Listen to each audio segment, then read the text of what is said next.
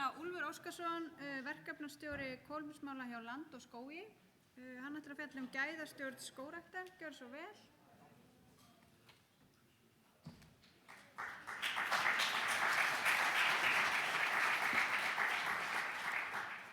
Takk fyrir.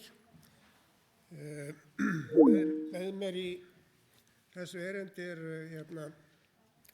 Aron Scherer og Gunnlaugur Guðjónsson og rétt að hafa smá efnisyfirlit vegna þess að svo við vitum svona hvert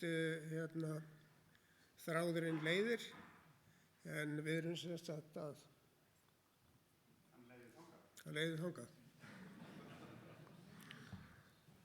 Við erum sem sagt að leiða umræðina að vottunarmálum og byrjum á því að útskýra hvað gæðastjórnin og hvað eru gæði og þess háttar og förum aðeins í gæðastjórn skógræktar á Íslandi í dag.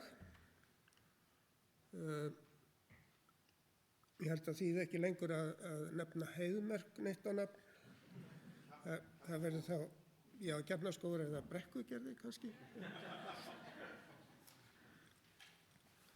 En sem sagt, gæði eru náttúrulega alls konar og hugtakið er notað yfir bæði vörur, hugmyndir, þjónustu og kerfi en sem sagt gæðastjórnin gengur út á það að hafa vöruna þannig eða þjónustuna að sem sagt sníða hana að óskum kaupandans í einhverjum tilvikum eða þiggjanda þjónustunnar. Og gæðastjórnin sem sagt ákveðið skipulag og aðgengi upplýsinga og í rauninni stunda öll fyrirtæki gæðastjórnun, þó það sé ekki endilega kallað gæðastjórnun. Gæðastjórnun á að vera einföld, þannig að hún sé notuð og nýtist.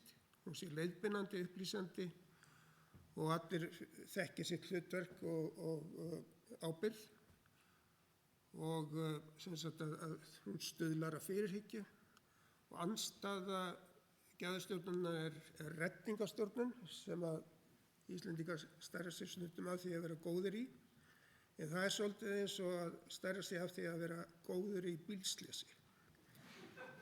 Því að þetta er slys og það er tjón sem að felst í því að mistakast eða hitt ekki á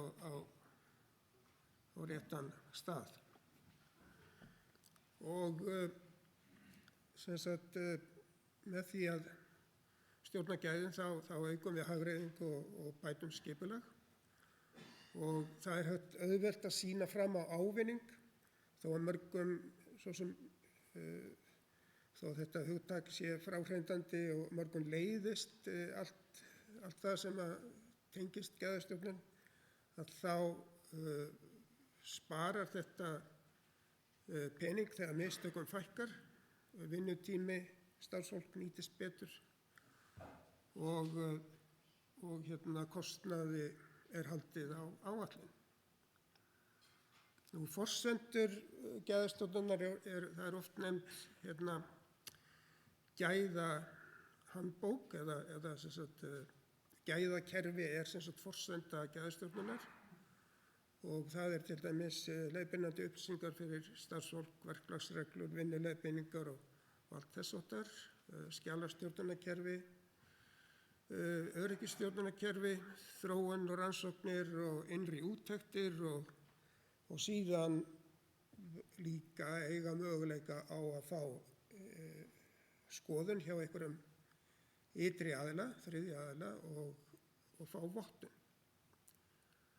Og stór fyrirtæki sem sagt eru oft með vottun á ýmsu. Það getur verið til dæmis bara vottun á gæðakerfinu og það kallar á ytra gæðamat svokallað, en síðan þurfa öll starfsemi að stunda innra gæðamat.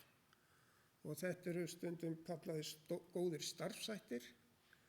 Þetta sem sagt, þá innra gæðamatið þá bæði það að ganga úr skugga að áætlunum sé fylgt og svo framvegis. Og síðan geta fyrirtæki líka verið með eins konar úttektir, sem sagt að prófa kerfið, leita að upplýsingum í því og sjá hvort að er hægt að rekja vöru fram og tilbaka, sem sagt að kanna bókhaldskerfið og slíkt. En til að geti komið ykkur sem sagt óháður ytri aðili og gert gæðamat eða úttekt sem að leiði til vottunar, að þá þarf innra gæðamatið að vera í góðu lagi. Og þetta eru þeir sem að gera ytra gæðamat eru sem sagt bara aðilar sem að hafa til þess leyfi og þeir vinna samkvæmt ákveðnu gröfusetti eða stöðlum og þeir gefa út gæðavottorð. Það má líka teikna sem sagt stjórnun á gæðum upp sem hring og aðal liðirnir í því ferli sem sagt skipulagning, framkvæmd, greining og viðbrögð. Og það eiginlega, á ensku þetta jafnvel auðveldara að átta sig á. Það sem sagt, þetta heitir sem sagt plan, act, check og respond. Og þetta ferli notað til dæmis við þróun vöru, hugbúnaðar og hægt að nota sem sagt í öllu ferli í átt að betri gæðum eða betri skilvirkni. Og ég minnist, ég fer aðeins betur í þetta eða svona tengi þetta skógrækt svolítið á eftir. En við sjáum sem sagt hver þrepin eru þarna. Það sem sagt að allir viti fyrst hvað á að gera og það sé alveg á hreinu hverjir eiga að koma að því og hvað þetta á að gerast. Og síðan í framkvæmdaliðnum þá að sé hægt að fylgja áætlunum og uppfylla þær kröfur sem eru settar. Og í greiningar þættinum þá verið að safna gögnum og greina þau. Það verður að stunda innra eftirlit og jafnvel að fá vottun og síðan að endurskoða skipulagið byggt á greiningu á gögnunum og samkvæmt niðurstöðum innra eftirlits kannski eða vottunar og vinna að endurbótum og fylgja hlutunum eftir. Það er alveg sérstaka áhersla á þetta, fylgja hlutunum eftir. Í skógrækt þá stundum við náttúrulega gæðastjórnun og hún svona auðvitað á réttri leið, finnst mér og okkur, en það eru enn tækifæri til að gera betur. Og mér datt í hug að nefna að sennilega eru feiknarlega framfarir í gæðastjórnun með tilkomu landshlutabundnu skógræktarverkefna á árabilinu 1990 til 2000. Því þá var verið allt í einu farið að þjónusta einkaaðila. Og það kallaði á ákveðið samtal sem þurfti að vera skriflegt og upplýsingar þurfti að safna upplýsingum og sumir náttúrulega af þessum einkaaðilum gerðu kröfur að þetta tækist. Á sama tíma kemur meira fram fjármagn frá stjórnvöldum sem að veitti og þau á móti sko veittu ákveðið aðhald og þar fór fram árangursmat. Ég var að garfi þessu rakst ég á skýrslu frá Ríkisendurskoðun sko sem að fór yfir hvernig fjármunum hafi verið varið. Og líka á þessum sama tíma þá eykst plöntuframleiðsla og það koma einkareknar gróðurstöðvar inn í spilið og þá aukast líka tækifærin til gæðastjórnunar, til dæmis á plöntugæðum eða á nýtingu plantanna og svo framvegis. Og þessi afmörkuðu verkefni, fleiri en náttúrulega bændaskógarnir, að það voru fleiri afmörkuðu verkefni sem fóru af stað á þessum tíma og það gaf tækifæri líka á betri gæðastjórnun. Og við vitum svo sem alveg, við erum búin að fara í gegnum þetta svolítið í dag, hvaða upplýsingum safnað í skógrækt á Íslandi. Það eru sem sagt upplýsingar landið og eigendur og það eru gerðar áætlanir, þær eru geymdar og í sumum tilvikum endurskoðaðar. Við vitum mjög mikið plöntuefnið sem að fer í skógana og mér skilst að það sé jafnvel svona merkilegt á heimsvísu þau gögn. Og síðan eru upplýsingar gæði og gerð gróðursetninganna, viðamagn í reitum, nýtingamöguleikar og viðskiptaupplýsingar og þið hafa fengið dæmi til dæmis frá Arnóri í morgun svona hvernig þessar upplýsingar nýtast. Það sem sagt eiginlega eru gerðar að sjálfsögðu að kalla þetta innri úttektir sem eru gerðar þegar verður að meta gæði gróðursetninga og þörfin á að bæta inn í nýjum plöntum. Grisjunna þörf síðan metin ákveðnu stigi og síðan íslensk skógarúttekt náttúrulega með heilmikla gagnasöfnum sem Arnór einmitt vitnaði í og það eru sendar skýrslur til alþjóðastofnana og íslenska stjórnvalda byggð á þessum gögnum. Hvernig þetta ekki bara fullkomið og við þurfum ekki að bæta þetta neitt frekar. Eiginlega punkturinn hjá okkur í þessum erindi að við getum nýtt okkur heilmikil tækifæri sem að felast í því að fá meira svona ytra gæðamat. Og ef við lítum á myndina þarna hægra megin þá hugsa ég að aðalflöskuhálsarnir hjá okkur núna að það stundum ekki farið eftir áætlunum. Það náttúrulega hjá mörgum skógarbændum þá tekur upphafsferlið, sem sagt gróðursetningin oft nokkuð langan tíma, þannig að á þessum tíma náttúrulega breytast forsendur svolítið. En ég hef svona, í þessi 2 ár sem ég hef unnið núna hjá skógræktinni þá hef ég upplifað það að það verða alvarleg mistök þegar að verktakar er að byrja sína vinnu og þeir fara bara ekkert eftir áætlunum. Það er stundum farið út fyrir landið sem að skógarbóndinn á.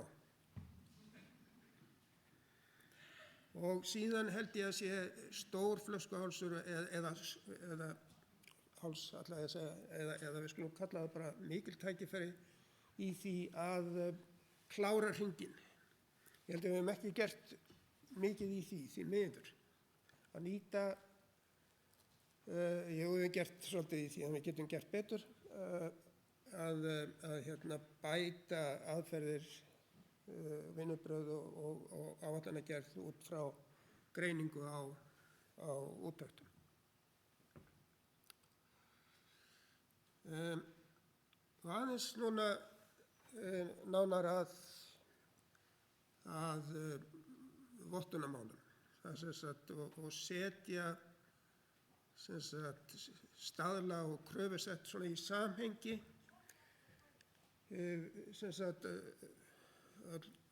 Skógrækt byggir náttúrulega á lögum og reglugerð og fleiri reglugerður gætu einmitt verið á leiðinni. Þær eru svona til að útskýra nánar ákveðna þætti í lögum Og síðan eitthvað sem mætti kalla starfsreglur. Það er til dæmis stefna Land og líf sem eitthvað slíkt plagg.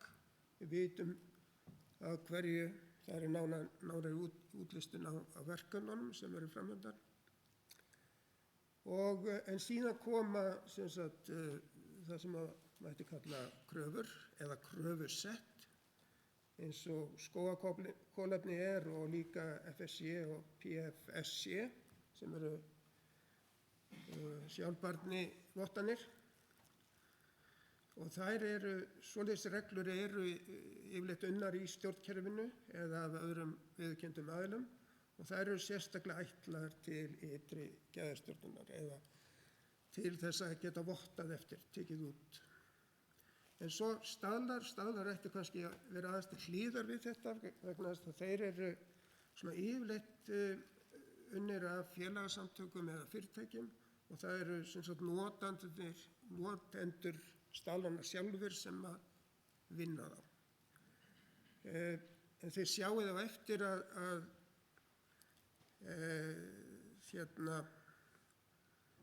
erlendu kröfusettin FSC og EFC eru á ensku kallaðir standards eða staðlar. En á Íslandi þá hefur staðlaráð einkarétt á hugtakinu staðlar. Þannig að það má til dæmis ekki kalla skógakolefni staðla. En auðvitað blandast þetta svolítið saman. Stundum eru staðlarnir á undan reglugerðum eða lögum. Þeir kalla á breytingar. En svona stúlturinn einhvern veginn svona. Það í mótun fer að byrja að vinna við íslenskan skógræktarstaðal. Og hann náttúrulega byggist á svipuðum stöðlum erlendum og verður unnin undir leiðsögn staðlaráðs og það verður unnið í opnu samráðsferli en auðvitað verður skógargeirinn náttúrulega kallaður að borðinu til að vinna svona staðlar eru á svona mismunandi þrepum. Það verið að fjalla skógrækt á víðum grunni, það verið að festa skilgreiningar niður, það verið að búa til viðmið og leiðbeiningar og yfirleitt eru þetta svona lágmarkskröfur sem allir sætta sig við. Og hann mun gagnast náttúrulega bæði til innri og ytri gæðastjórnunar. Hann verður reyndar ekki þannig að sé hægt að votta eftir honum. Það þarf að svona úttektar eyðublöð eru svolítið allt annað form og þarf að hugsa það svolítið sérstaklega. Já, takk. Stúlkan frá Brekkugerði, takk.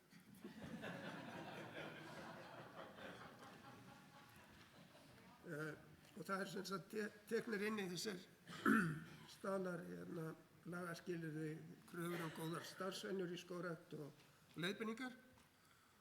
Og þið þekkið nú mörg skógakolefni, það svona sem sagt staðall fyrir kolefnisverkefni á valfrjálsa markaðinum sem að fylgja náttúrulega